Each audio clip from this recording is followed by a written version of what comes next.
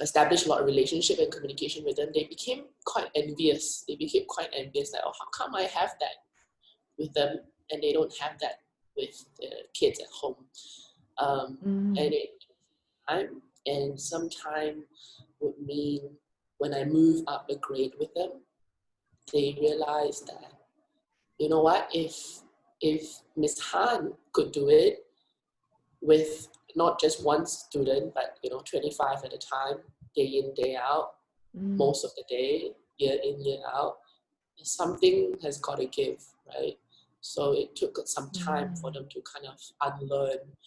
And there was a lot of resistance at first, but I kind of just like, okay, you just don't know what you don't know, and I'm not going to look at you as the fact that, oh, you're the parent, you should know better, because that wasn't serving me at all. A lot of my head of departments and principals and head of school was saying like, well, it's understandable for us to have this kind of feelings and thoughts, but how far is it going to get us if we continue just being so jaded? Right? So I'm like, oh, yeah, you're right. Oh, okay. So, I've always got this in a little bit back of my mind, a little thought at the back of my mind, saying that, well, I wouldn't truly know how it's like because I'm not a parent myself. And on top of that, there were lots of senior teachers and who are super progressive, super embracing the change. They would say, despite their background as an educator for 40 over years, hardest thing they'll ever do, hardest thing they ever have done or still do is parenting, is raising children, their own children. It's true because it's heartbreaking and it's also very fulfilling at the same time, and it's stretching them left, right, and center. And as much as they do know that they have to let the kids make mistakes and get hurt, it's still very tough. After hearing and talking to a lot of parents who are willing to share, I've opened up a lot. But I totally understand. When I first started out, I was like, no, I do not want to. I refuse to please just the parents. This is about the kids. No, I know you pay your fees, but come on, like in the end of the day, So tell me, when you say that you're a coach, in what capacity do you coach? So what are you teaching, or what are you sharing with? Okay, so when I market, I basically say I teach you what I already know in terms of managing children behavior, just as I have in the classroom, so that you know how to manage them at home. That's what I say. Beautiful. That's what I say, and that's what I do. But most of the time, that's your tagline. Yeah. But most of the time, I will end up having to coach them through relationships in terms of marriage. I'm in the business of relationship, like it or not, it is. Yes, and then, of course. So their spouse are not on the same page, so they need coaching with that. They've got they need to unlearn things, so there's a lot of the growth mindset that needs to be shifted from the fixed mindset. And there's a lot of childhood trauma. So the very reason why they were even with me in the first place is because they don't want to parent the same way they were parented. They don't want to discipline the same way they were disciplined. So there was a lot of hurt. And then there's also a lot of, so there's a lot of clearing, a lot of processing that I need to do. And I always give them kind of like, a few strategies or a few tactics in the beginning, and then they say, no, it doesn't work. I said, well, yes, it's because you've got all these other things, so we've got to work on that first. And then they're like, And I hear that. I know that whenever I've worked with kids, I've so often thought I actually need to work with the parents. Yes, it's because my background is working often with children with learning difficulties, and once I started working with the children and saw how the parents were responding to what I was saying, it was like the parents were there to say, yes, you need to fix my child, but they had their own issues that were holding them back and that they were projecting onto the children without being aware of it. So the Exactly. child might be fully in a fear paralysis, um, and the parent has no idea that they're the ones that are in the background creating this fear Exactly. because of their own fears. So I hear that, Yeah. yes, and my But, view now, if I was to work with children again, is that I would work with families. That you yeah. can't work with just the parents or just the children. You really have to work with the whole unit. So I hear Yeah. what you're saying there. Yeah. So Now I there's just want to say hi. Thanks, Dehan. Nice to meet you. I want to say hi to, is it Delaney? How Yeah, do you pronounce it? Delaney, Sorry, you got it. Delaney? Delaney, yeah. How you going? So can you I'm give me a good. bit of your background? My background is I'm from New York City, first generation students, grew up with this whole I want to be the first to live out the American dream. And I was told to go to school and get to college and I will get a good job. And that was my mindset. And when I reached Mm-hmm. that success that I was told, I was miserable. And then I just Yes. kind of like went on this journey to figure out what it is that they don't teach us in school. There's a gap there with the education that we get, and I felt Yeah. that even when we work hard, we we still grow up being clueless and not knowing what to do with ourselves or how to have sense of direction. So within my journey, Yes. I fell into I became an educator from corporate America. I went into Uh-huh. education. I've been following the educational psychology science for the Mm-hmm. last 10 years. I taught for 7. This is actually I'm currently teaching and it's my last job as a teacher. I can't do Okay. it anymore. I'm like, so I just started my own business. I was trying to get a Mm-hmm. job the traditional way because I kind of like just developed using the science and my experiences. I developed this framework for what it is, and it's around we go to school all these years to prepare for our futures and develop our careers. So I'm very career oriented. Yes. um, and I just opened up my business because no doors were opening, and then the pandemic hit. I'm like really fresh to Uh-huh. everything. Then the pandemic hit, and now I'm like, what do I do? How do I What go do I from do? yeah? Yeah, and But what's your business? Is it um, linked to what you were yeah, doing I can before? send you a link.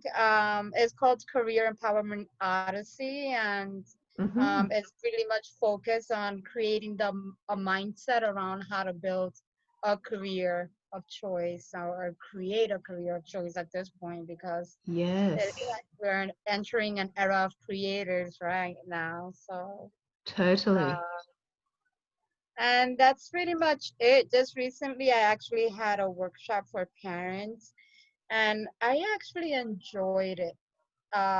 But my Mm-hmm. target is students, and I'm thinking about developing a like an online course. But I Yeah. was actually just thinking that maybe I want to do something where I do like a version for the parents and one for the students, so that they Yes. can work on it either separately or have the option to both get on the same mindset game and Beautiful idea. Yeah, I love have the that. same perspective. Yeah. Mm, great work. And so good that you got yourself out of the environment that you weren't happy in and you went, okay, I'm gonna do it my way and I'm gonna fill in for Yeah. others what I didn't get because that's the main thing, isn't it? It's so ridiculous that kids are at school for what 12 years in most countries, Yeah. and in And that but time, there's just so little focus on what they need. And like Mike was saying, there's so much focus on what the school needs. There's so much focus yeah, on regulations. what There's the so much parents focus on, yes, what the parents want. And that's an interesting one, actually, because the parents I'm a parent, and the parents always want what they think is the best for their kids. And I guess what people are often experiencing, what Mike and Dehan were talking about, is that the parents think that what's best for their kids is to be caught up in this competition. You know, even you said that you believed that the way to get forward in life was to go through the school and get and get to college and then get this career, and then you'd be happy. And then you get to that point and go, oh, That's not it. so where is this? It's not it. Yeah, exactly. So I think I've recently started, the word advocate came to me, and I thought, yeah, that's what it is, you know, an advocate for the students, an advocate for the kids, so that they get what they need. So when they get to the end of their schooling, they have got everything that they need to, not to get on in life, but the basis, the life structure. skills, the life skills. I call them the life skills, right? Exactly. Because Yeah, they're just totally. necessity and they're transferable. If you want to be successful in any area of your life, if you understand the process of, you know, how to get yourself to get things done and where that motivation comes from, I think you can just apply it to different areas of your life wherever you want to dedicate yourself and focus. And that's the point. That's the point. And Yeah. that's why my focus is really on trying to,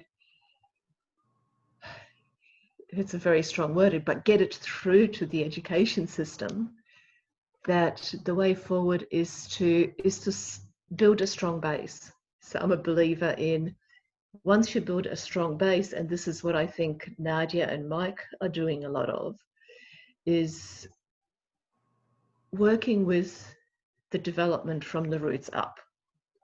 So going from the basic things that kids need, that kids would normally go through in a natural development setting, because the education system isn't a natural development setting by any means. It's very artificial, and it's very hi John, how you going? You made it. And I think our aim really as adults that have seen the faults in the system, our aim should be to change it, to go, okay, what does nature do? What do kids do in nature? So yeah, thanks Delaney, and I'll just say hi to the others, and maybe we'll get some kind of a thing started. I don't particularly feel like I want to sit here and lecture. I'd like it to be a conversation, but I've got a couple of points that I guess are specific to me, that maybe things that I know that others don't, and maybe we can share a little bit. How does that sit with you, Mike? How are you seeing this process? Yeah, I'm perfectly happy with you, like starting and giving us maybe some topics to discuss, showing it from your perspective. I was just working a little bit behind the scene, trying to inform everybody, because we did change the time, and I think that's probably why some of the people are still like, is it happening, not happening, and didn't really get it, right? But hopefully I can. Sure. No, look, that's fine, because it's John finally was able to join us. So I'm recording this. I'm thinking we can start. If other people will join, then we can just welcome them in and go on with the show. Yes, I agree. I don't think we particularly need to wait, and because there's not 500 people. I was in a seminar the other day and there was 500 people, so everyone was muted and no one was allowed to talk and no one was allowed to have background noise. This isn't like that, so I'm happy for people to chime in, and yes, let's have a bit of a talk, because I'm very passionate about this. I'm very passionate about kids getting what they need so that we can create a better world. So that, because if kids get caught up in their parents' competitive mindset, then we're just creating another generation after generation of corporate competition and aiming for growth every year and all the, anyway, I won't go into my political views, which are very limited, but I feel that we really need to concentrate on bringing up generations of people that can see the bigger picture and that can make it happen. So I believe my mantra is fix the roots and the plant will grow. So if you provide, whether you want to talk about the soil or the good root system, whatever it is, I feel like the initial, the first few years of the education should really be based on just developing the child. So my experience is, or my, I guess my knowledge base is in the fact that in the early years, movement is so important. And it really bugs me that kids get put into schools at the age of 4 or 5 and they get told to sit. And they get told to learn things that their brain isn't ready for. They get told that they need to do this and they need to do that and they should be reading at this level. I had parents of 5-year-olds come and see me in my previous job and say, I'm worried about my child because the teacher says they're behind. And I'd sort of go, what, behind what? Like, so teachers were telling 5-year-olds that they were behind in their reading skills. And I think that's just ridiculous. It's a totally, I can't even imagine how that's become a concept, that a 5-year-old can be behind in reading skills. For those who don't know, I'm also a home educator. I've got teenagers that have been homeschooled since they were in year 3 and year 4. So they went to school in the first few years and then we homeschooled. And I won't go into the reasons for that, but the school that they were in actually was quite a good school and I've got a good relationship with it.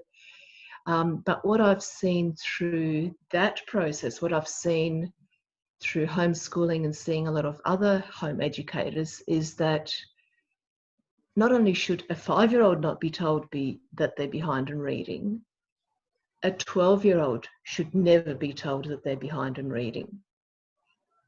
I've seen kids, and not just 1 or 2, but quite a large number of kids that were never taught to read, suddenly pick it up. So when their brain is ready, they get there. It's just suddenly it comes. So my focus in the early years is on preparing the ground. And that's done through movement. And I've got a lot of resources, which I won't, this isn't the place to do it. But if anyone's interested, I can share those. But there are a lot of resources available and a lot of knowledge out there about what children need and what natural steps the body needs to go through in order for the brain to develop. Because that's what we're talking about. Learning is changing the wiring in the brain. It's creating new memories. It's rewiring the brain to create new connections. That's basically the definition of learning. And of course, the brain can't learn if it hasn't developed the basic skills, if it hasn't developed the ability to form those connections. And what happens is that ability is created in the early years through movement. So naturally, there's certain things that a fetus will do inside the mum's stomach. As long as the mum is active, like she would be in nature. So if the mother is active during her pregnancy, then the fetus will perform certain movements that are necessary for particular connections to form in the brain and the body and the way that the brain controls the muscles in the body starts to become developed as early as that. Now, if some of those things don't happen in the womb, then the child is already disadvantaged. The good news is that those things can be filled in later on. So there's a particular sequence of developmental events that in the ideal world, in the ideal development journey would happen.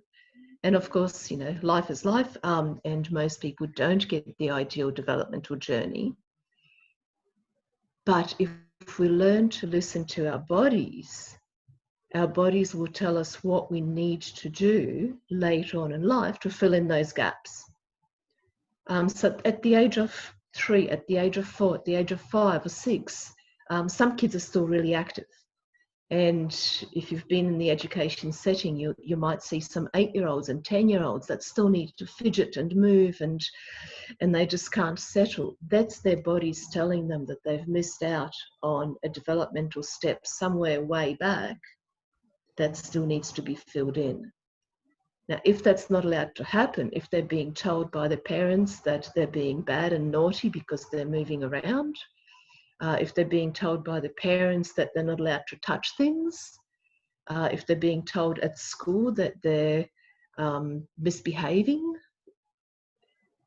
when they're following their natural intuition for their body to do what it needs to do, then that creates a whole other level of emotional effects. There's a flow on of self-worth.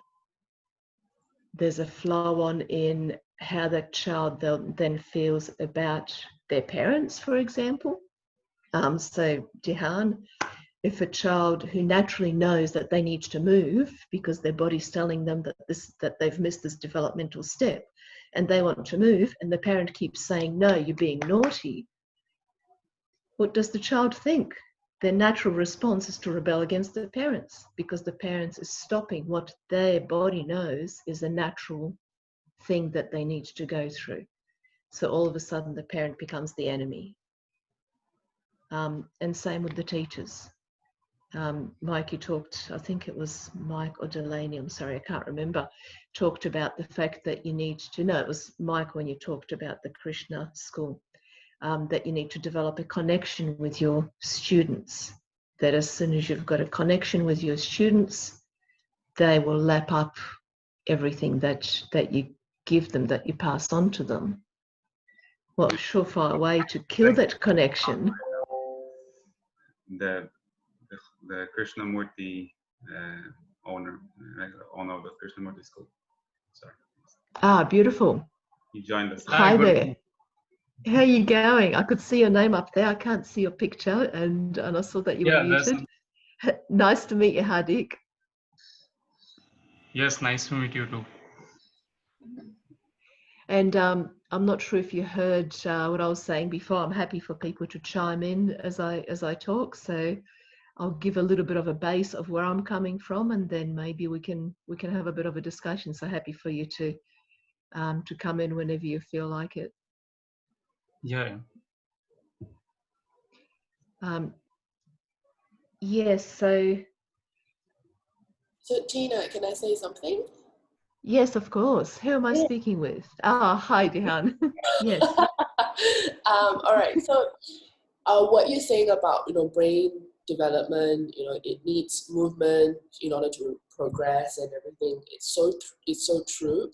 Because when I was working at High Five House of Learning, they emphasize a lot of movement, a lot of dancing, a lot of neuroplasticity and everything else, and it really, really works, because after that they kind of like, I think what we see, what the parents will see, they're tired now, so they don't move as much. But we know better, because we know the theories of it all and how it connects to science and all of that. But I'm just trying to think of a way to, I'm really geeking out here because I don't get to listen to these terms and use these terms on a regular basis, because I have to kind of really grade it down for parents to understand and get to the point and like, okay, how does this work? Or sometimes they don't even know don't even want to know how it works. They just want to know what's the end result in that Yes, sense. that's right. Yeah. And one of But the here's a good place to use those terms. Yeah, go for it. Like kick out and one of the negative effects of having having their movement being taken away from them when they're younger is that parents who think that they know it all because they've read a lot and all of that, and they're in their right to, and they want to be concerned and all of that, they end up taking them to special needs schools. Yes. Or centers to get them assessed for ADHD, for example.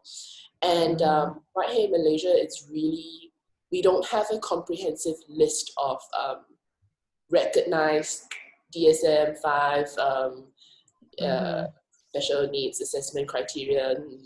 So a lot of the kids are getting misdiagnosed. A lot of kids are getting, a lot of parents are not given a proper plan, or even given a false plan to develop them, and then it actually perpetuates the whole non-movement thing. And because of whatever ADHD is encompassing, they end up not moving even more.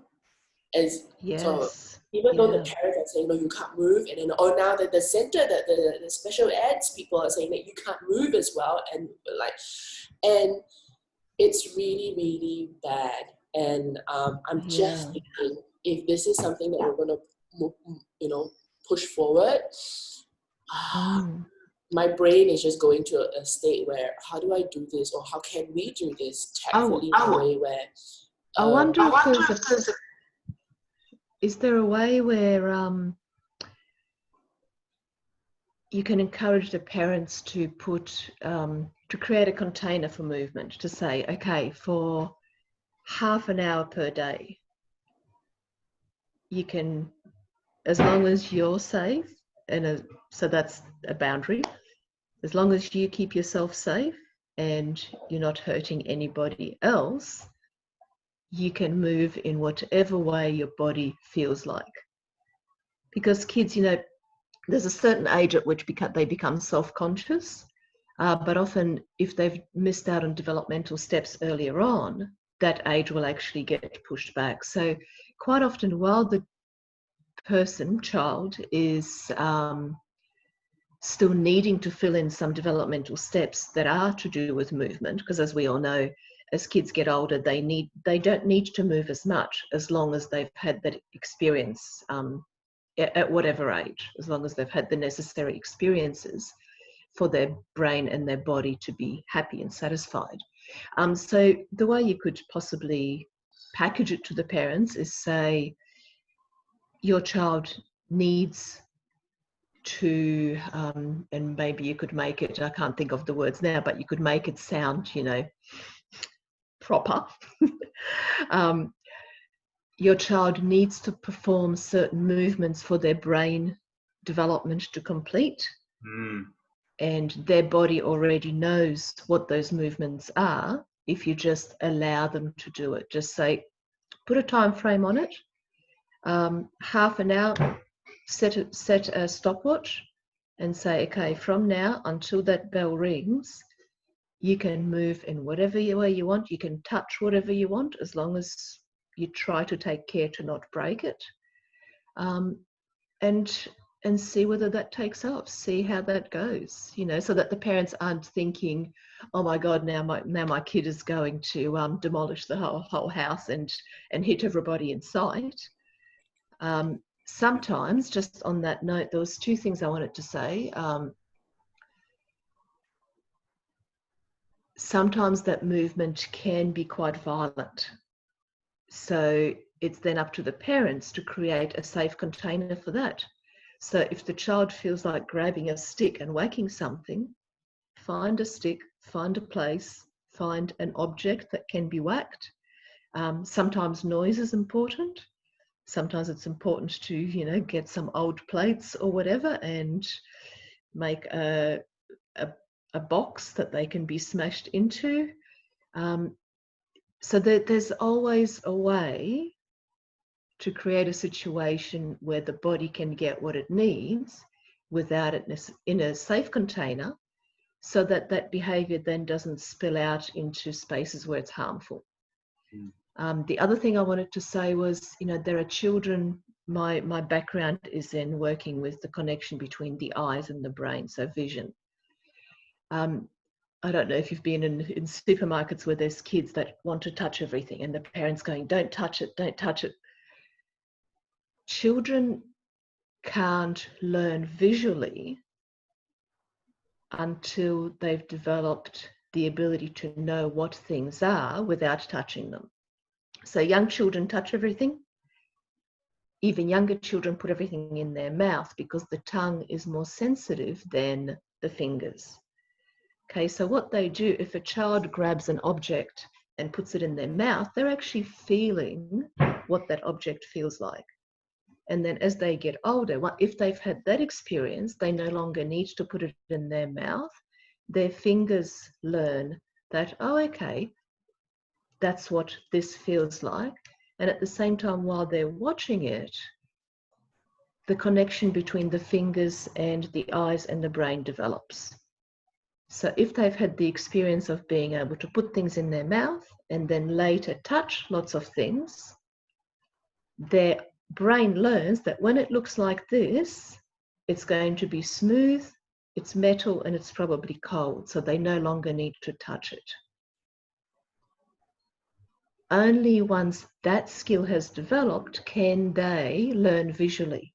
So a child who hasn't had those experiences will not be able to go into a classroom and understand what letters mean, understand what words mean, understand what a 3 is written on a board. So that's what I'm leading to when I say that you need to really start at the base and get to the roots. A lot of learning difficulties, a lot of behavioral problems are simply the result of the child not having been able to complete certain developmental steps in the past.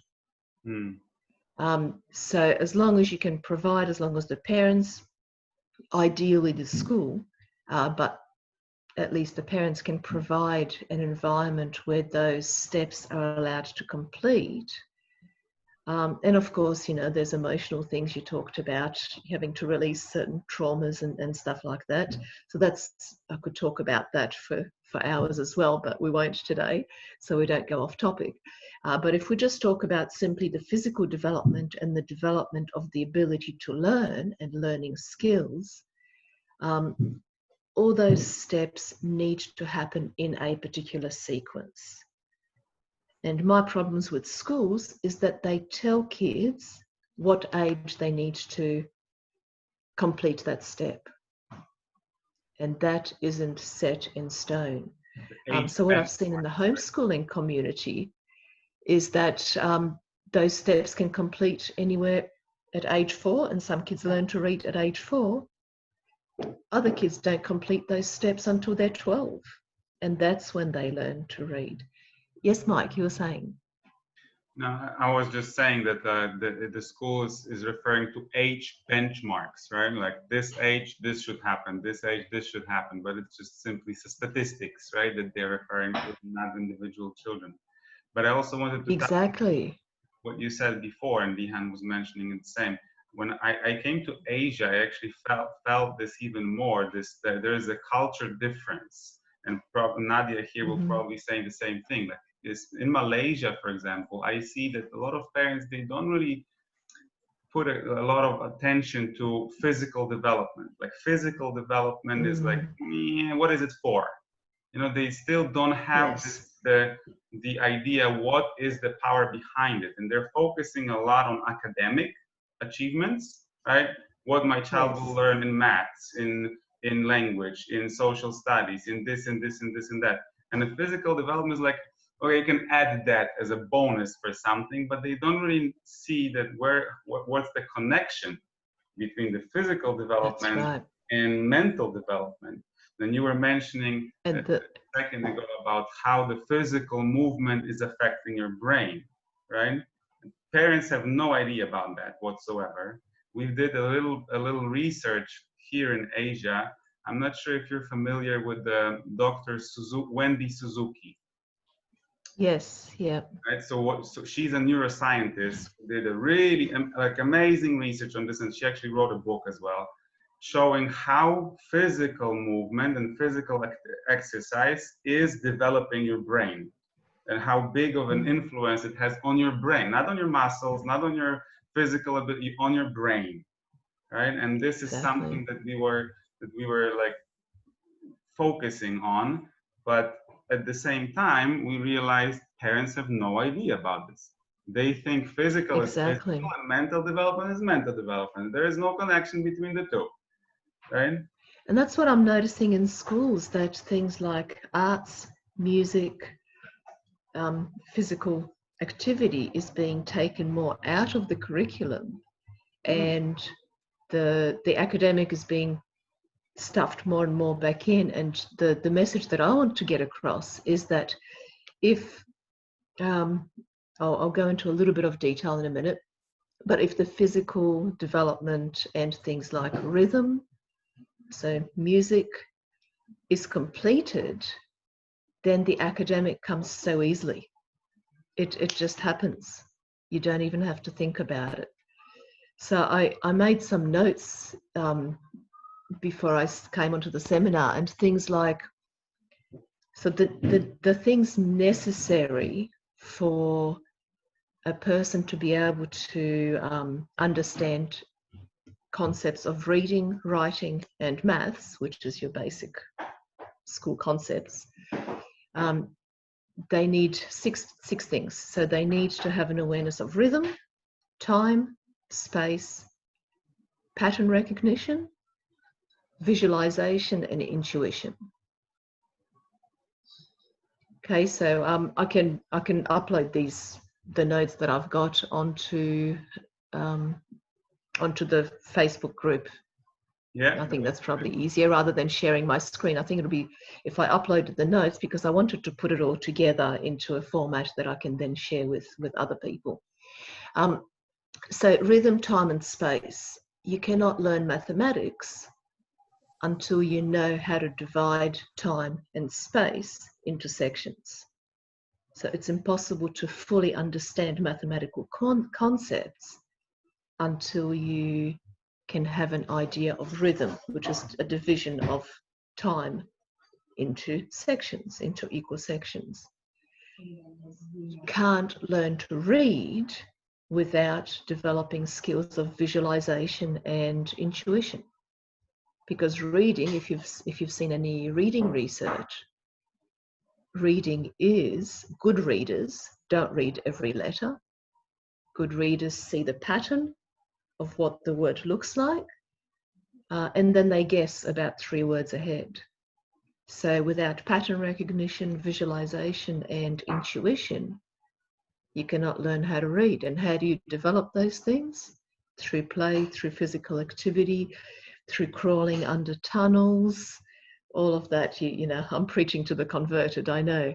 But I think it's the reason I'm reinforcing it is that I think it's such an important message to get out to parents. I think that what you say, Mike, is right. Parents have no idea. And I think the important message to get out to parents and the schools is that if the kids are able to complete their developmental steps through play, through music, through arts, through imagination play, which develops your visualization and intuition skills, then the academics will come so easily. It's effortless. Mm-hmm. It's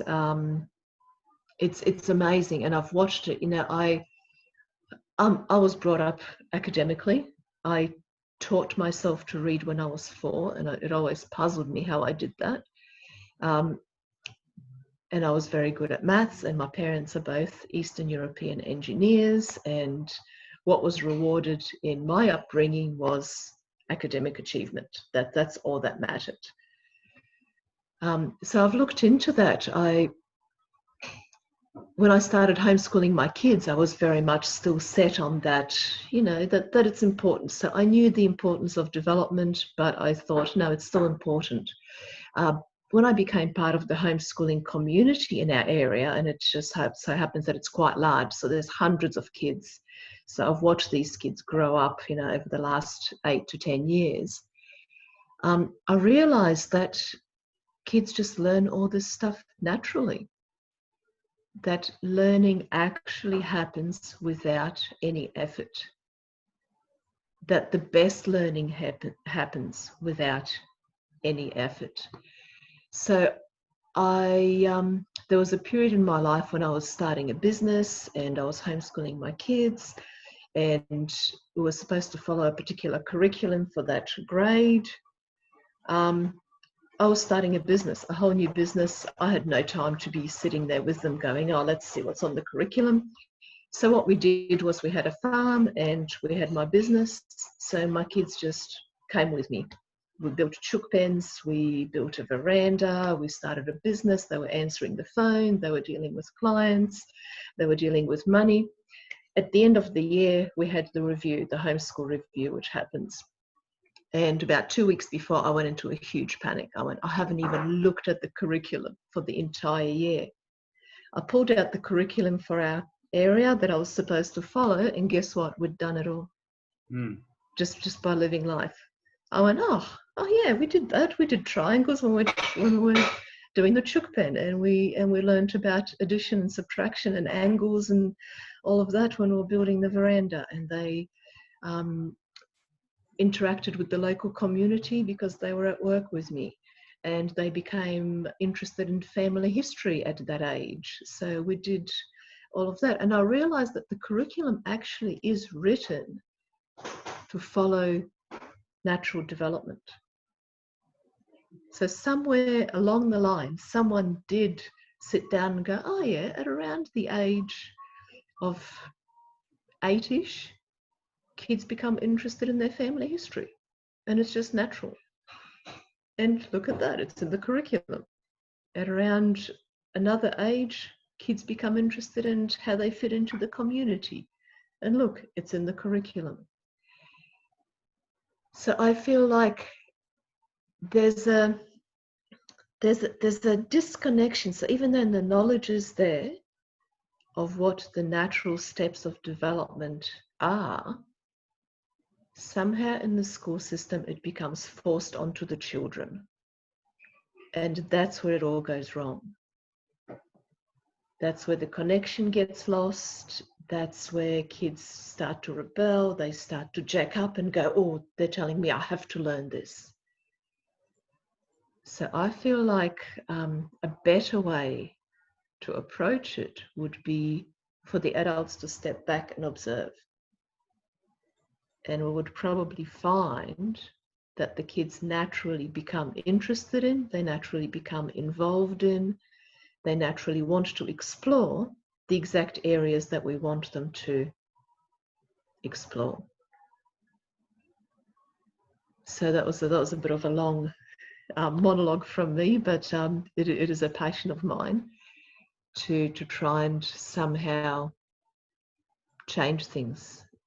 And I guess the parents, from what I've heard from some of you, the parents might be a good starting point, because as Mikey was saying about Hardig's school, sometimes even though the school's doing the right thing and the kids are happy and they're following the natural flow, the parents have their own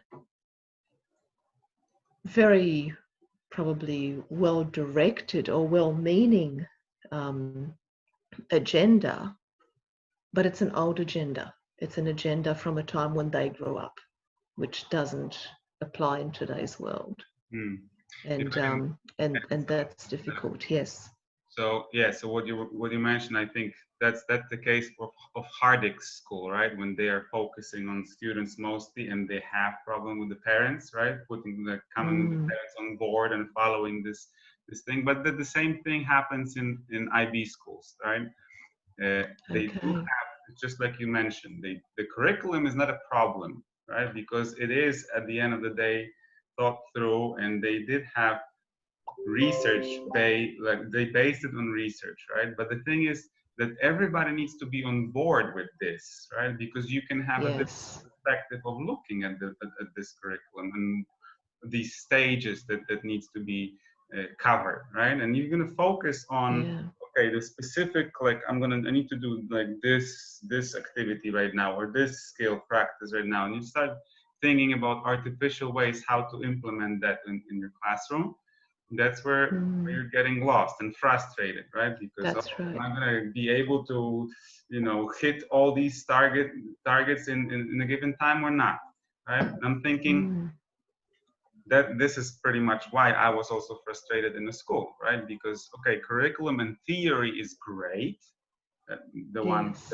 from my last schools, but the delivery model is not even close to what it's supposed to be, right? First of all, it takes the village to raise a child. So if everybody not on Yes. board, it's not going to happen, right? You have to have True. parents, you have to have the program, the environment, and all the people that are affecting the child, right? Like have Yeah. influence on the child. And if somebody is pulling one way and the other is pulling the other way, right? The effect is the child is frustrated and not doing anything, right? That's right. And Doing the child something then totally feels like they're being pulled. Yeah. Yeah, that's difficult. So I wonder, we call ourselves world education innovators. Is there a solution? Yes. Yes? Yes. Share, please. Okay, so whatever you just said, okay, like, I think it's just how my brain's been working on whatever. Okay, so there is a sequence in which those skills has to happen to develop in order for our brain to develop, right? So if we can have those sequences, how it's laid out in the most natural environment, and then match that to a home environment for parents to be able to do. And when you say containers need to be safe enough and parents need to set up a container, it's easy to say that statement, but if we can give a criteria, Like some suggestion. Yes, sure. to allow them to be the path of least resistance to make that happen, then I like the way you said that. Yes. so that's going to happen also. That will actually be more likely to work. And secondly, because now, even though we're in a limbo, we're in between, we're out of the lockdown and then going into, I don't know when everything's going to go back to normalcy. They're in a limbo state. A lot of kids are getting a lot more sedentary, that's for sure. So they want the kids to be moving about rather than staying on the device, at least for just urban kids, not just rural. So yes. if we have something to get them to move about, and which we have research and to back it up, and how all of these are actually helping the learning abilities later on, yes. we will have to just make it super as frictionless as possible for them to test it out. Yes. And yes. even though we do say that it will take time, we would like also, if it's possible, to give parents a specific amount, a range of the amount of time for them to look out at things that have changed, so that it can be a transformation of a before and after, and then they become advocates to other parents who don't believe that physical movement has got anything to do with stuff. Yeah. So That's a I'm good already point. thinking about doing this on like a case study for a group of parents who will be a lot more open to testing this out, and then they will have to give either a before and after transformation testimonial, some sort of a thing, so that other parents are a little bit more receptive to it. So I've already come from a space knowing, even as my time as being a teacher, I can't touch every student. Sometimes it's just not a good fit, right? And I have to accept that. And I kind of also taken this attitude when it comes to spreading the word amongst parents. So some are going to be like so That's great. great, because then it's exponential. Yeah, so I felt like a lot of the, I just don't know where my notes are right now, but yeah, there are You're right. a lot of things that, yeah, if we can give us a time, a specification, what to look out for, because there are just things that we were able to point out, this is happening because we've got the knowledge and we're looking it through that lens, but the parents are not looking it through that. And they want to see, they want to know why they're doing it, don't they? Yeah, They want to know what the end result is going to be. Right. And then they want to put a stop to it, which is very natural for them to want to do that. But we also need to know, okay, when is it okay to stop? When is it not okay to stop? So there is a way. I just need to look through my notes. Yeah, well, maybe we can connect about that at a future, if this is a weekly thing, maybe we can go away with what we've learned from each other and consolidate it, because my mind's very scattered. I'm looking at my notes going, am I actually talking about what I said I was going to talk about? And so yes, maybe we can go away and consolidate and then come back at another time with a bit of more of a concrete plan or an idea, or ideas of what's needed to push it forward. Yeah, I just wanted Hi, to. Hardik, I can see you. Yes, Mike. Yep. I just wanted to say that, yeah, what Tina just said it's actually a great way to follow up, right? So we don't have to put everything right now and close the That's the right. conversation today. It's just like a brainstorming session today, pretty much the first time when we have the new faces over here, right, and all of us, and then we can just continue that topic and see what's going to happen. What Tihan was mentioning over here is there was a lot of how the implementation Yes.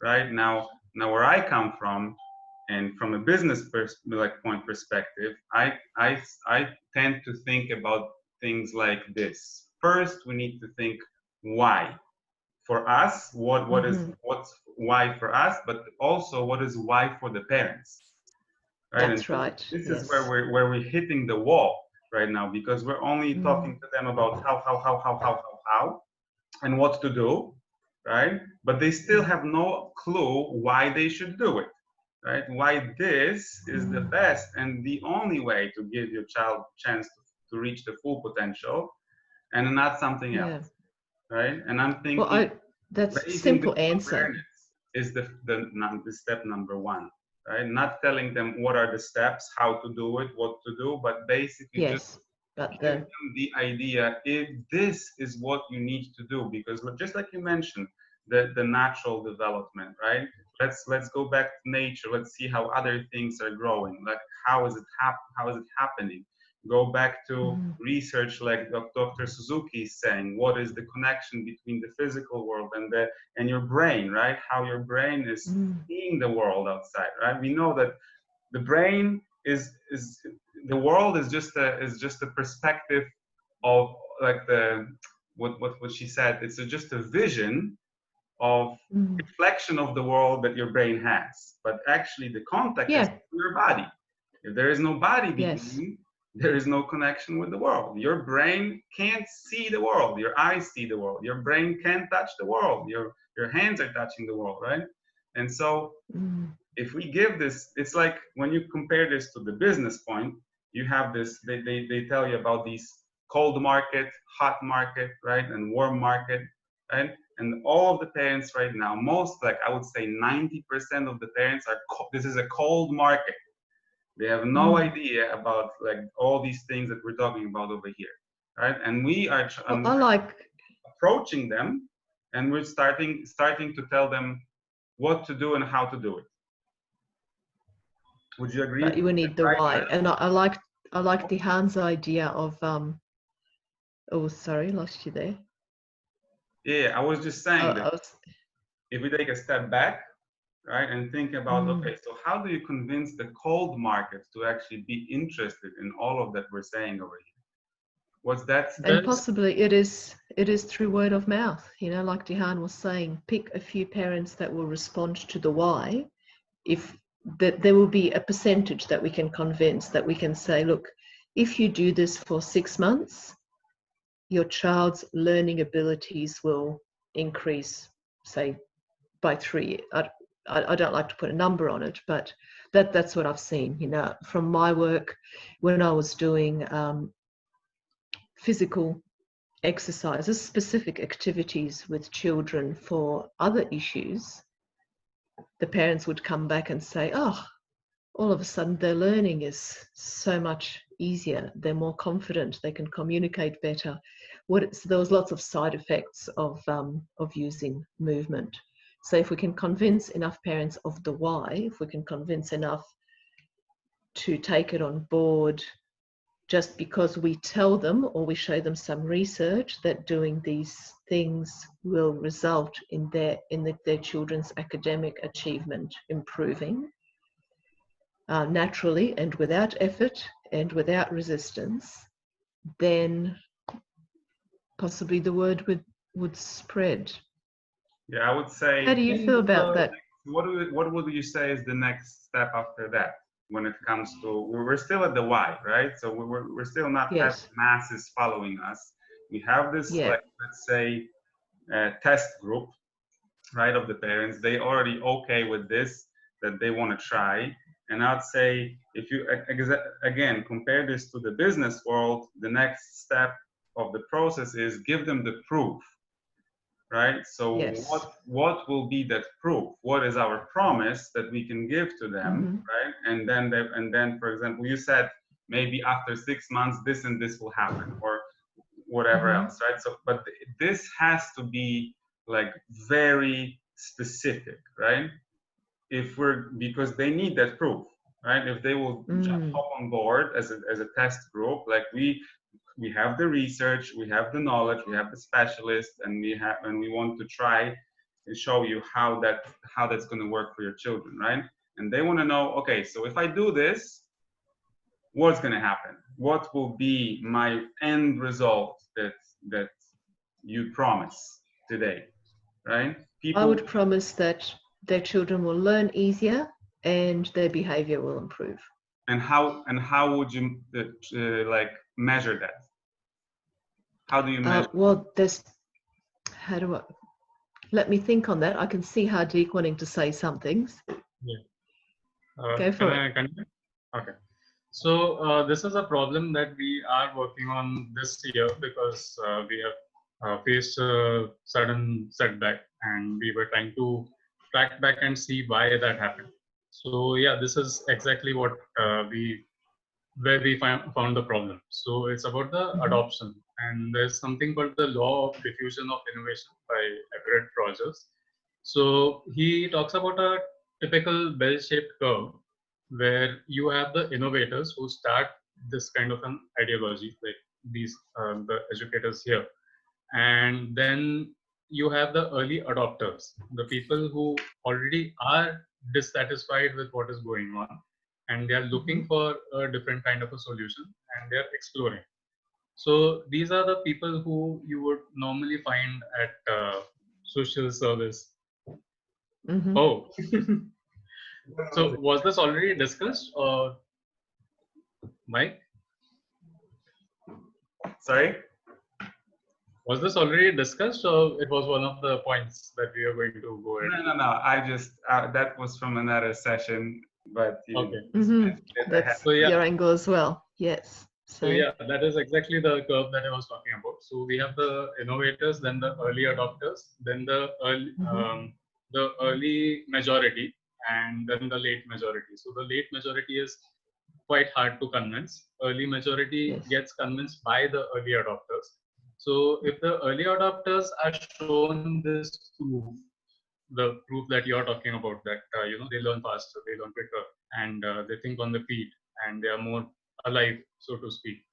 The way we can evaluate this is probably through questionnaires, and these questionnaires are things that go with learning, and typical behavioral patterns you observe in people who are very curious, people who like to learn. And if they are given to parents on a regular basis, and if they are given to teachers also on a regular basis, then you can map that pattern, and then you can the moment you put those questions on the paper, the parents know that you have predicted this. Yes. So the moment they see that you have predicted this, they know, yes, the learning is happening and the teachers know about it. Mm-hmm. So this happens with the early adopters, and that is where your why comes in. If your why is clear, you can convince the early adopters with the why. The early majority need to be convinced with the how. And that is where the questionnaire comes in. The questionnaire is very important to convince the majority of the parents. You see, you wanted proof, and this is the proof. Yes. And then the late majority follows. So it's only the tipping point between the early adopters and the early majority that we need to take care of. So where would you say we are right now? We are very close to the tipping point, and this is the very delicate phase that we are going through. If this kind of an education becomes commercialized like the last one, then it will become a very dangerous situation.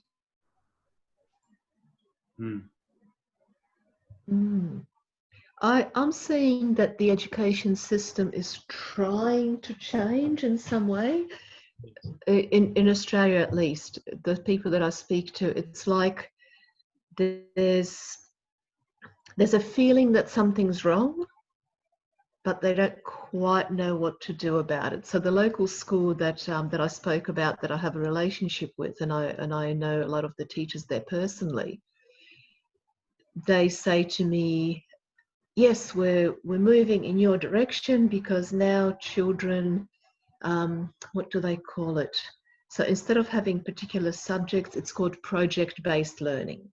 So they've brought in this thing where the children do a project and it covers all different subjects and they work together. However, they give the students a choice of 3 project topics. So there's still no freedom for them to go, hey, what are you interested in? What do you want to work on?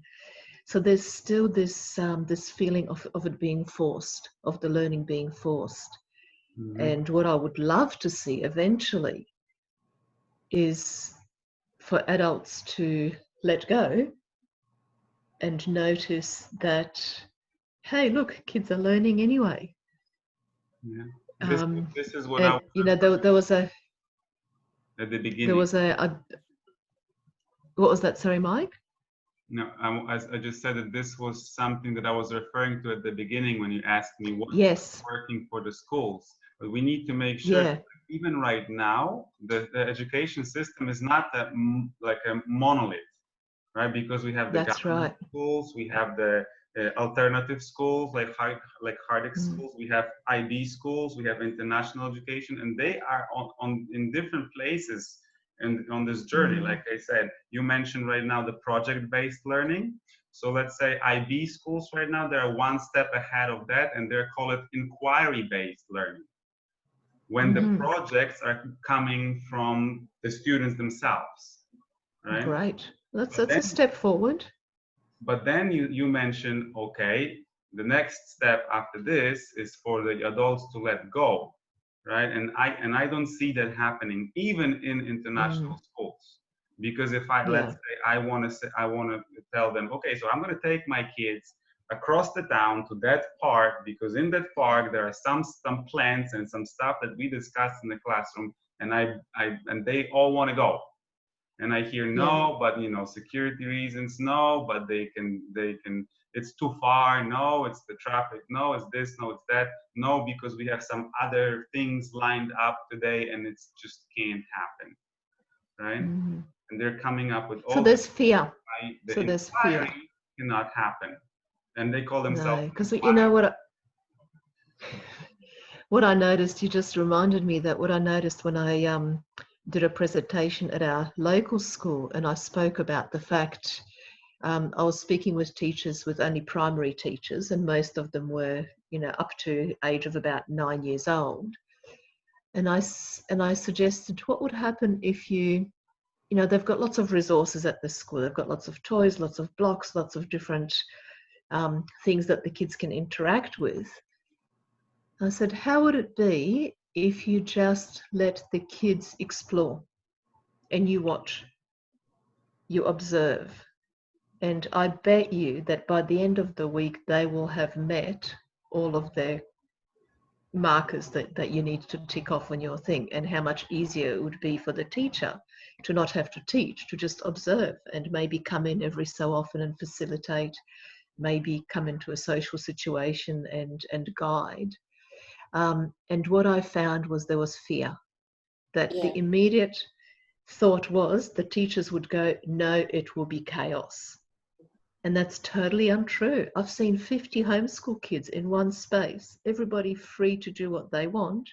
And yes, there's lots of noise, but there's not chaos, and nobody gets hurt, and nobody gets, there's no pecking orders, and there's no fights, because they don't have anything to fight against, because they're free to explore what they want to explore. So you talked, Mike, about why, addressing the why with the parents. I think we could also address the why with the schools, and say, look how much easier your life would be as a teacher if you just pull back, let go of your fear for a little while, and just see what happens. You know, yeah, the first week will probably be chaos because these kids have been locked up like this for however long. I mean, what would you do if you were tied up for a few months? First thing you'd do is go, and they'll probably go through that. But if we could encourage somebody somewhere along the line to allow that to happen, I think the results would be amazing. I would. Go on, Delaney.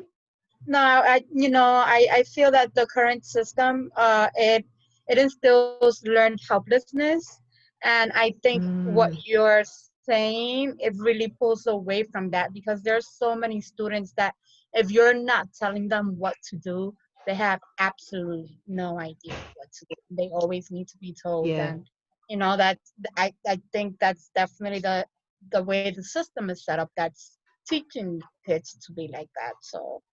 You're right, and it does take a few months. You know, there was, in my homeschooling journey, we came across children that had been at school and then they came out of school. And there's an accepted term amongst the homeschooling circles called unschooling. That it takes a period of, and they say that it takes a month for each year of school for the kids to unschool, for the kids to realize that, oh, I'm actually free, I'm not tied up anymore. So yes, that's a good point, that it does take a bit of time. I would also agree. Go on, Mike. I actually wanted to say similar thing that Delaney said, that from my perspective, since I had a chance to actually be in this environment when teachers are allowed to let go and they're in, let's say, but not say inspired, but allowed to be observers, right? Allowed to be facilitators for learning, right? It's a culture of the school. But the thing is, a lot of these teachers, they feel like they don't do anything. So they feel like, am I doing the right thing? So from one perspective, it's not only the students who needs to unlearn, but also the teachers who needs to unlearn that they don't have to be busy all the time, right? They sometimes just give it a time and see what happens. But just tapping to what Delaney said, these students, especially in Asia, they were contained so long, and it's not always the case that you let go of the chains and they go like blah. In many cases, you're right. Yes. In many cases, they actually do nothing because they were in this position for so long that they just don't know what to do. And if you are not the one who is giving them ideas and feeding them this, like, try this, and being a role model for it, nothing will happen. And this is where I come from, because a lot of teachers in my background, they say, be observer, don't interact, and I say, I don't think so, because this is only one perspective. I come from the perspective when I can see that children need like inspiration because they were contained for so long. They need like put things in action and stop just thinking about it in their head, and they tend to do it if they've been taught like that for a long time, not only at school but also at home. At home, yes, to begin with. You really need to push. Yeah, exactly. I was going to say, Hi, Lucy. What I've been doing. I play. You're dealing with parents. Sorry, I'm just going to finish this one Yeah. sentence. I say, don't only observe, play. Be a role model. Play Yes. with them. Do it. Not just talk about it. Do it. Play and have fun with the kids. Don't think about what's the learning outcome Yes. at the time, right? Just play. That's right. Just, yeah, you're right. Yes, Lucy, are you still with us? We'll come back. And I could see Yeah, your hand well, up, Hardik. Oh, yes, Lucy. No, I was just saying, Mike's right. And not only that, but you have parents who have gone through the system, who have been told what to do in school all their life. So, you know, so it's not just the kids, it's the parents too. So, you know, it's So we're coming back to that. Yeah, we're coming back to Dihan's thing of work with the parents. Yeah. And Hardik, what did you want to say? So I agree. I do agree with what Mike said. So just to give an example, we had this kid who came over from another school, and he was indoctrinated in all the typical ways of a conventional school and that kind of a household. So it was, and since in our school we give a lot of, even in the evaluation sheets and all, we don't grade them, but we still give them evaluation sheets.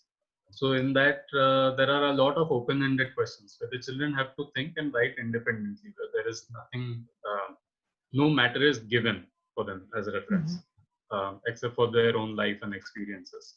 So it was very tough to get this child to attempt those questions. He would attempt all the questions that are based on the syllabus, but he would never attempt the questions that are based on himself. And even in art sessions, he wouldn't freely do any artwork. He would have to be told what to do and all that. So we started forming a system where we encouraged him to begin with baby steps, very small steps. Like if we are asking for his opinion, we would tell him, hey, write one word. Don't write the full thing. Don't write a full paragraph, whatever. Just begin with a word. Do you think this person, suppose there is a story and you have to give an opinion. So do you think this person did something that you would do in that situation? Just yes or no. So begin from there, and then if you say yes, then why? Then no, then why? So beginning from there, and then in art also you inspire him to just play around with colors. If you don't know what to do, just put a print or something. Have fun with it. Yeah. So we begin from there, and today now he is able to write everything by himself, and then he is very enthusiastic in art also. And that was a great point you touched on, Hardik, and that was basically you removed the fear. You created a connection and you removed the fear, because why was he not feeling free to write whatever he wanted? Probably because at some point he wrote the wrong thing. So he had this fear that he didn't know what the right answer was. So removing that need for it to be a right answer, removing that fear, allowed him the freedom to wrote something that was himself. different from what was in the teacher's mind in the previous school. The teacher has set the mind that this is how the answer should be. These many words it should have, and this how it should be. This is how it should be. So yes, that is conditioning. Yeah. And it takes time to change any habit. We all know that, but it's not impossible. A very interesting incident that happened very close to Australia. I'm sure you all must have heard of the book The Lord of Flies, where children get stranded on an island and they just wreak havoc.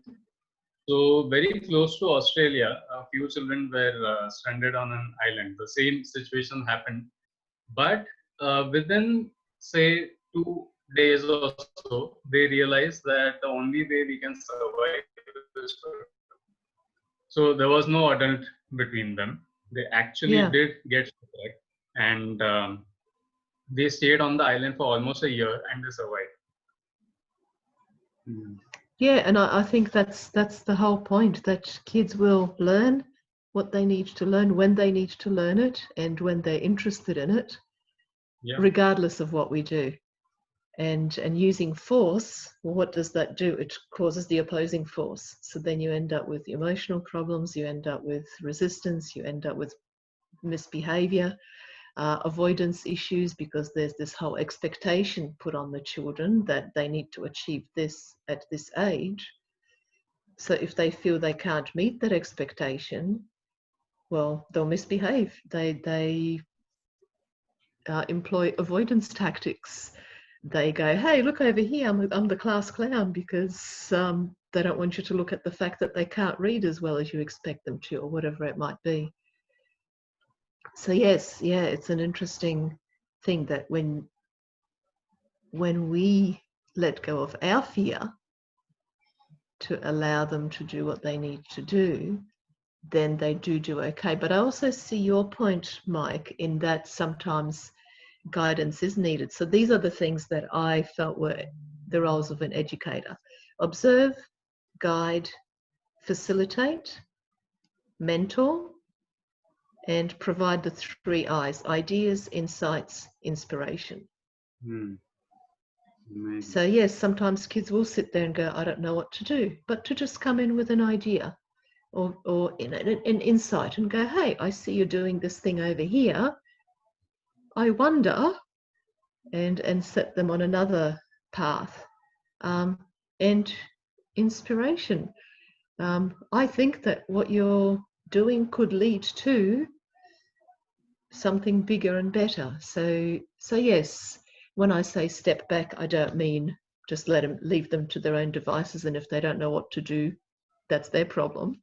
By step back, I mean still watch them and come in, follow your intuition as an educator or a parent, and come in when you can see that they're starting to struggle, or when they've run out of ideas, or they've hit a wall and they don't know how to get past it.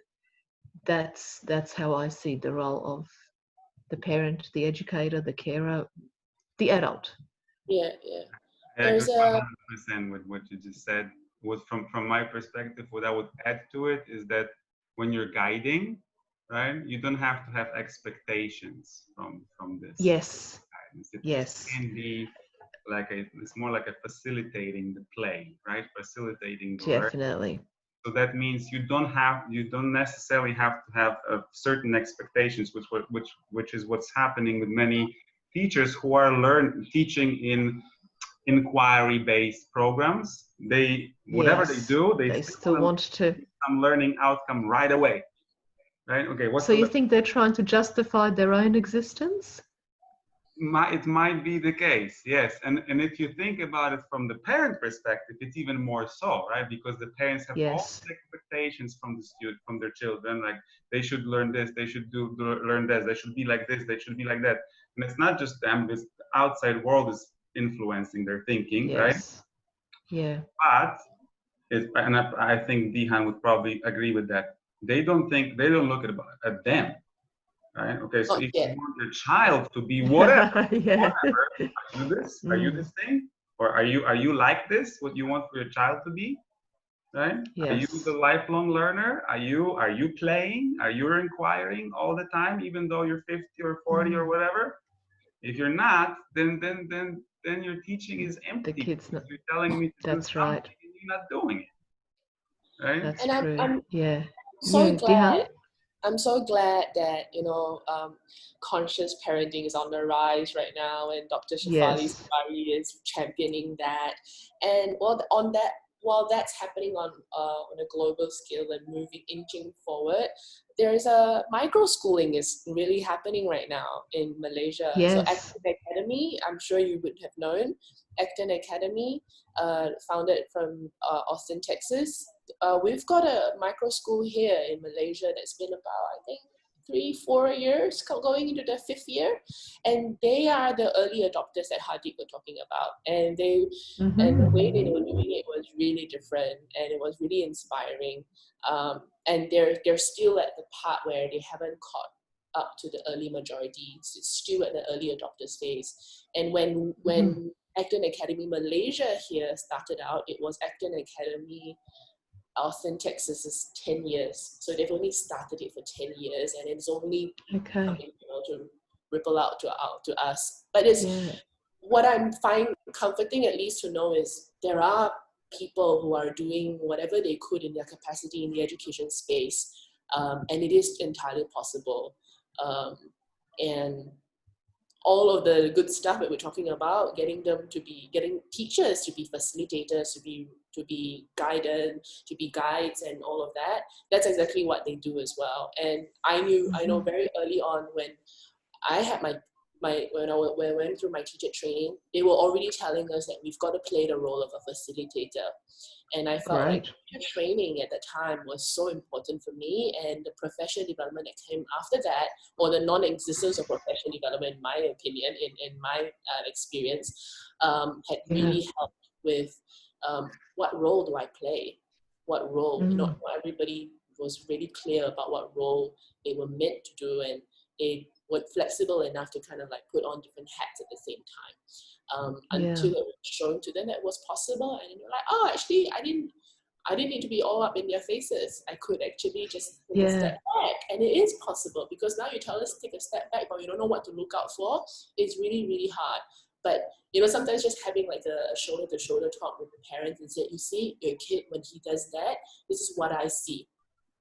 Okay, and then this is what you need to look out for at home, so that you're able to let them figure out, like wait for like 17 seconds, and then they'll be able to answer you rather than say, I don't know.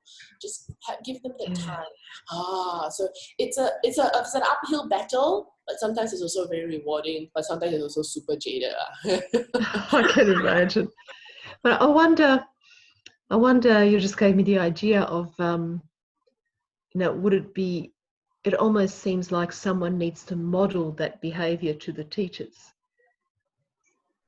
and the parents. Is there space for, and I'd like to, I'm just noticing the time, so I'm wondering whether, I love to talk and I love to bounce ideas around, but at the end of the day, if there's no action coming out of it, and if nobody implements any of the ideas, then it's just coffee shop philosophizing. So I wonder if there's space to have a classroom in a school that's open to it, be filmed, where the teacher is modeling that type of behavior, and where it can be shown that it does work. And is it possible to do the same with a number of parents, where, bring a camera into homes and just show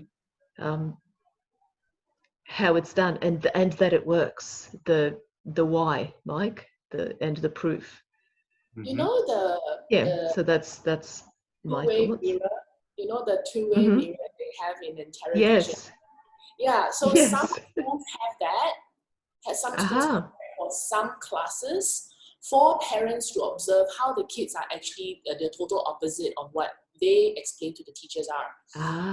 And so there is some, not all, not a lot, but it is possible. So, and that's only also, of course, when the management sees that it's an investment, it's something that they could spend. Well, there needs to be something in it for them. So there is, that's just human nature. So it's two-way mirrors, and then they kind of observe how the kids behave, and then the teacher will be by their side to deconstruct what's happening. So there is some form of that going on. But if there's no classroom, there's no two-way mirror. If the question was to just like, would teachers be able to model that for the parents to see, or would other teachers be able to model teachers to see? It's quite hard. It's not impossible, because teachers are already so overwhelmed as it is. There's so many other things to do, on top of sometimes being the parent of the student as well. So the admin and the management also will have to be informed and be enlightened that there are certain things that we just need to take out from the teacher's plate, so that all the other necessary things can move forward. But well, I think the nitty-gritties can be worked out, but it was an idea of how this could be moved forward into some action and change. Go on, Mike. Here in the house we have Rachel. Rachel is a mom, homeschool mom, and she's pretty much implementing a lot of this with her own children, and she's pretty much a proof of a concept. But the thing is that, so we can use people like Rachel, right, as a proof of the theory, right? And I have some other moms, some homeschool moms and parents who are pretty much also the part of the Unstoppable Summit lately, right? I think I have a contact with at least 3 of them who has, you know, a bunch of kids and they're doing stuff with them, and that could be like an idea. Why don't we try this? Right? You have our support, right? So you will be recording yourself with your children doing these things, but then you need help from other people to put it all together as a proof to other parents to follow. So maybe, Yes. Rachel, what do you think about that? Absolutely. I kind of feel guilty right now because I'm renovating my kitchen while I'm watching this. So that's kind of why, like, I haven't been really interacting, but for the most part, you guys are basically speaking the same language that I've been instilling with my kids right now. I was kind of forced to do homeschool because I moved around a lot. And what I did with my kids was I taught them to be creative in their own way, and I let them find their own passion. One of the things that I wanted to throw out there that I've been doing with my kids were games.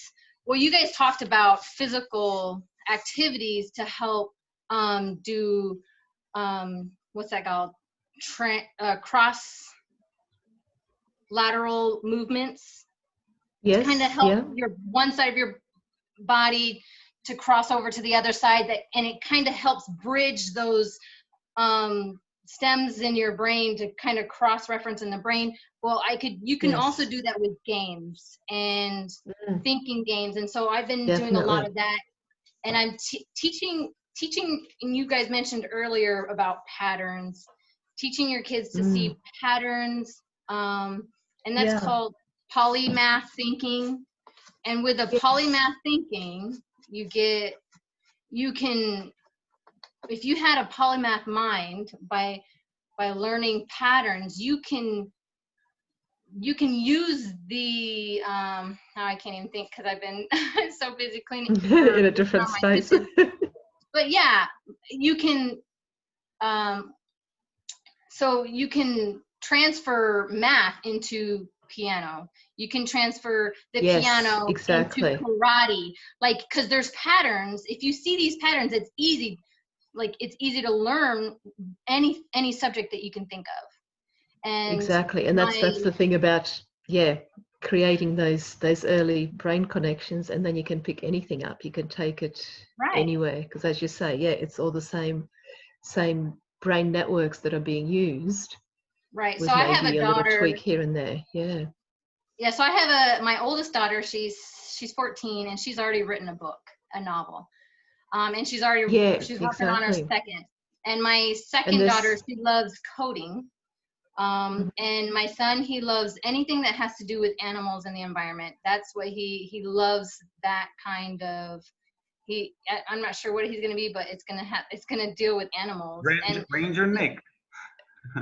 Yeah, they find. And that's my point, that there's so much proof in the homeschool community. There are homeschool kids that are doing university subjects at 14, and I'm not talking, arts.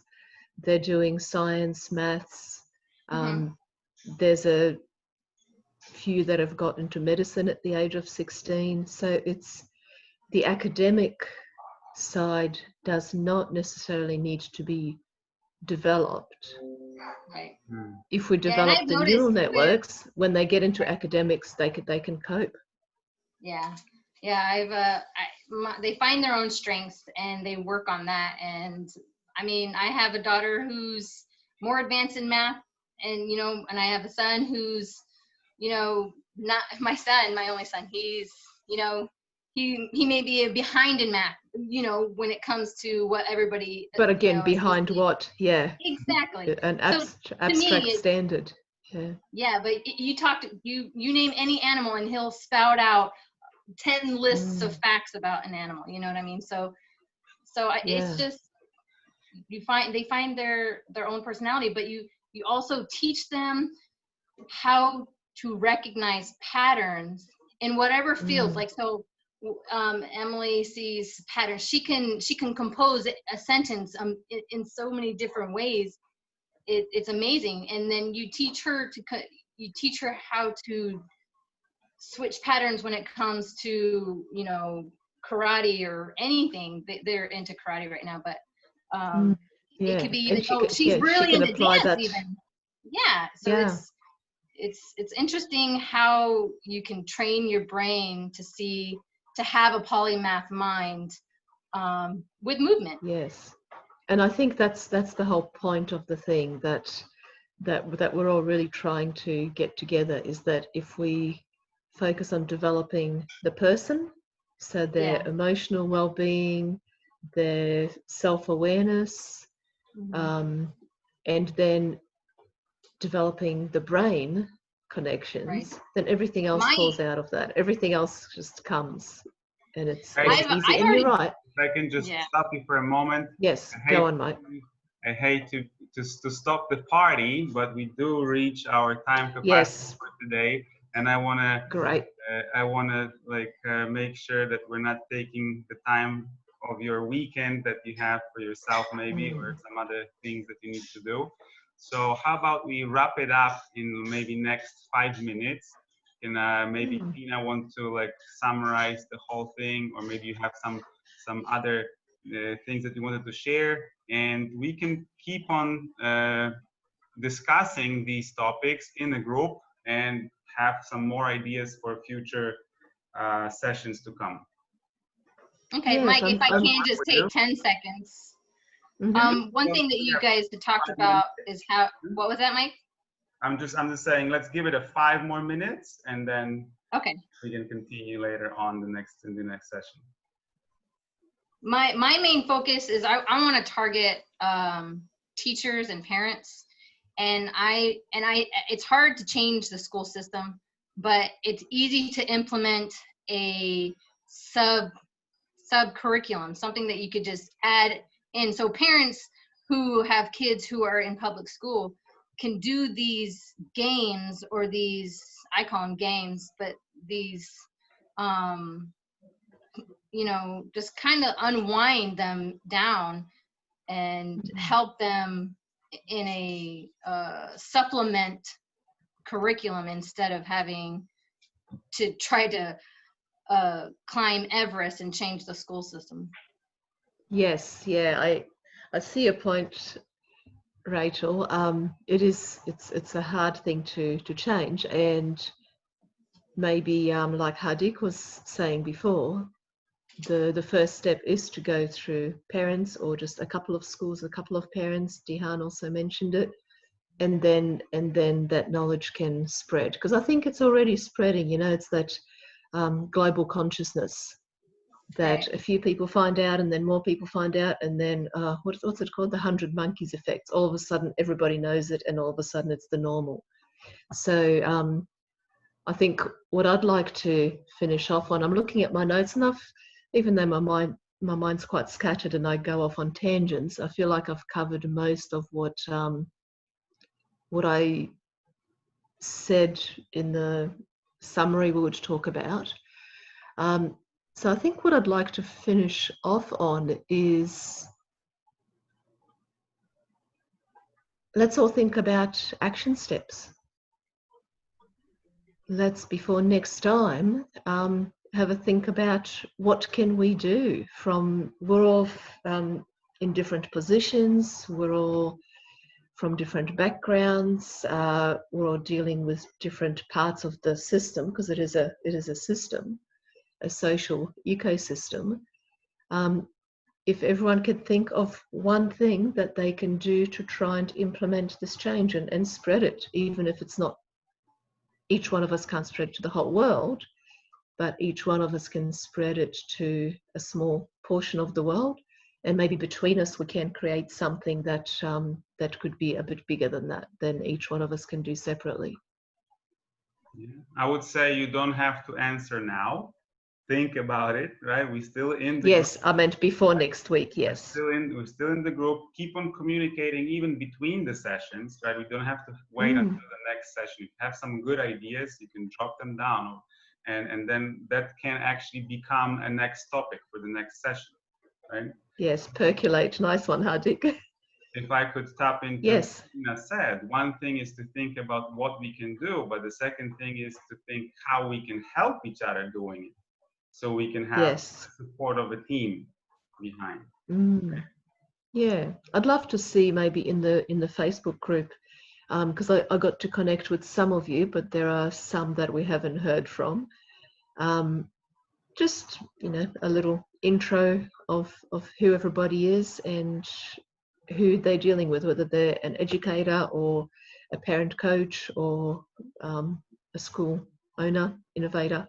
Yeah, just a few words so that we know what everybody's skills are. Yeah. All right. I think Nadia also wanted to mention something. Hi, Nadia. Hi. Yeah. Yeah. Okay, so I finally am talking.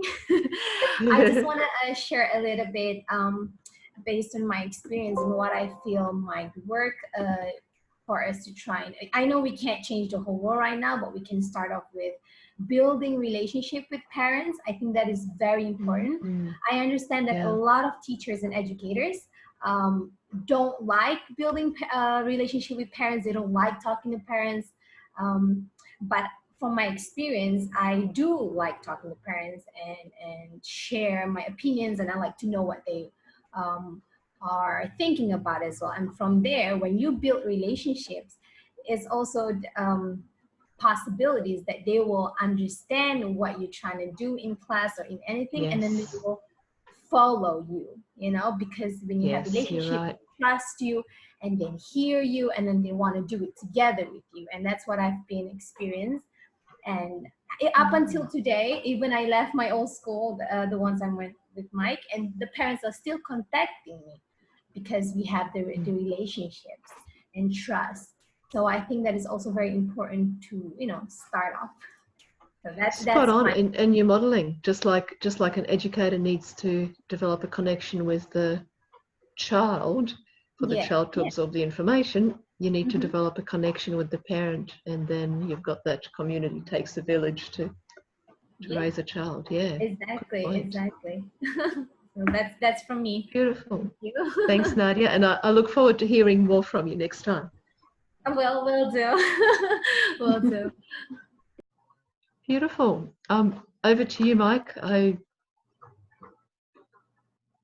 So thank you so much, everyone, for coming. Thank you, Tina, for sharing with us those super amazing nuggets. And I really hope that all of you here, and also the ones who are in the group and will be looking at the replay, will actually take this advice and put this action out there that you think you can do for yourself, or ask other people how they can help, right? Because like I said, for us, for example, we are very open about what we're doing, right? We will be discussing with a bunch of parents here in Malaysia very soon. 21st of June, we're going to have a group of anything between 50 and 100 parents talking about very similar things, just sharing with them how children develop and how they come up with how they connect with the prior knowledge and with the meaning of what you want to teach them, right? So we're going to be focusing on reading at this particular point,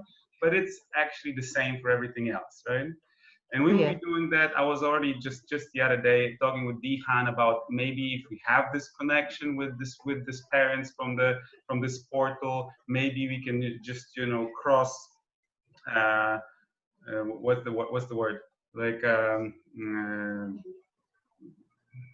cross coach, let's say, or just use each other as experts that will share similar message, right? So the parents know that it's not just Mike who has this idea and this should work like that, but it's also Dihan, it's also Tina, it's also Hardik, it's also Delaney, it's also other people who doing this and it's working, right? And I think this is the first proof that we can provide to them even today, without like putting all these things that need to be done for the future. Even today, if we already have a group of people who are saying the same thing, right, who has the same mission and same beliefs, that's already a proof, right? If it's just me or me and Nadia, that's not so much of a proof. But if it's like 50 people from World Education Innovators, that is a proof, especially that all these people are educators for a longer while. They all have, they all came to the same conclusion. If that's happening, if we're working as a team like that, I think that's already a proof, and we can take this proof into our different niches, right? Into our own little things that we're doing right now, just showing the parents, that the students, the teachers, that we have other people behind us. I think that's the great thing that we can all take out of this. So action, and one more time, action, guys. I hope to see more of your comments and your bits in the group, and see your faces next time, and hopefully others will follow us as well. Thank you so much for joining. Yes. Thanks, Mike. Thanks, everybody. Have a great rest of the weekend, guys. Thank you. Cheers.